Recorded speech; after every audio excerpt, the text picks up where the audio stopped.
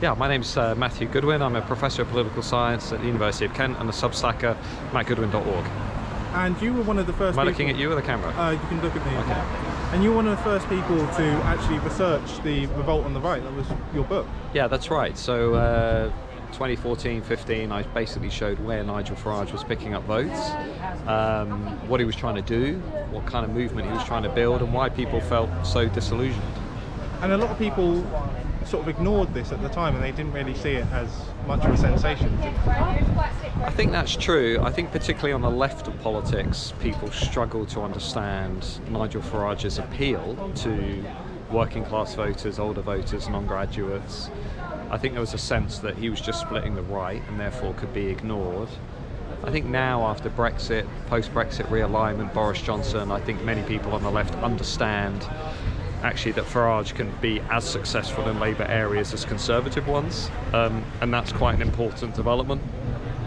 But I think more generally, you know, a party like Reform has a wider reach that people really comprehend. And how big do you think that reach could be? Are we going to see them become the opposition party or take over the Tories? I think there's a very good chance that Reform will end up winning 1 or 2 seats at the 24 election, 5 million votes, 150 second places, 200 maybe,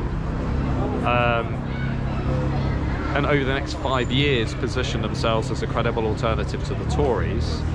But I think overall it's all going to come down to whether they've actually got a serious strategy for doing that. So the demand is there in the country.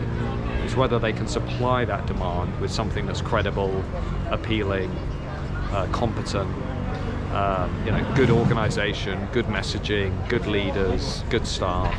If they can get the supply side parts right, then yeah, they'll be very successful. And what do you think is going to happen to the Tory party? What do you think is happening? Well, the Tory party's on life support.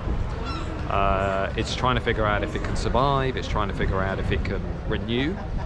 Historically, the power of the Conservatives was the power of renewal. Can it actually renew? Can it renew? Can it come up with a serious alternative? The Conservative Party essentially is facing an existential dilemma. Ideologically, what does it believe? But also electorally, who is it appealing to and how can it hold them? And if it can't resolve those two problems, then somebody like Farage is going to exploit those problems with the party. Do you think it's going to go further to the left possibly after the next election? Because we've seen a lot of, let's say, wets put into Tory safe seats. They may hold a greater majority of the MPs after the next election. Do you see it as continuing to shift leftwards? I think there's a very good chance that the Conservative Party will drift to the cultural left, appointing a kind of Penny Mordaunt, somebody like that. I think they will conclude that the election defeat they experienced in 2024 is because of Rwanda, it's because of Suella Braverman, it's because of Brexit, it's because of Nigel Farage.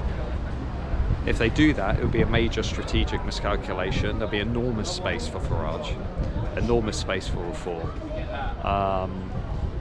But yeah, I suspect the Conservatives will probably do a repeat of the David Cameron 2.0.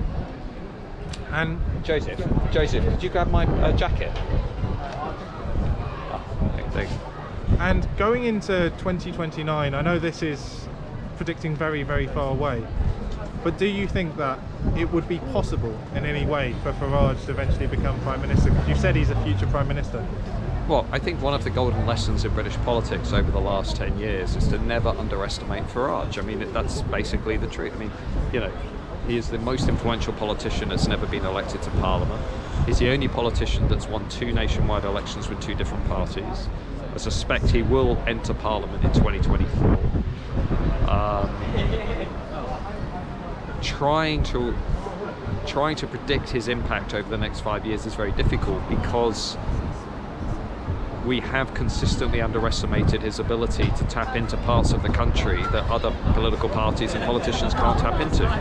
It's the reality of the situation. Have you done any research into the youth vote? Because some of the polls are suggesting that Farage is or a lot of the polls are suggesting Farage is ahead of the Tories, and some of them are even looking at him being second in the 18 to 24 bracket. But if you look at the national polling, Farage is outperforming Conservatives among 18 to 24 Zoomers. So he is already more successful among the Conservatives, among Zoomers than the Conservatives. So he's got more potential, I think, in many respects than the Conservative Party brand. His social media is stronger. His presence among Gen Z is bigger. So I think overall, you know, he's got a chance at replacing the Conservatives. Just leave it there.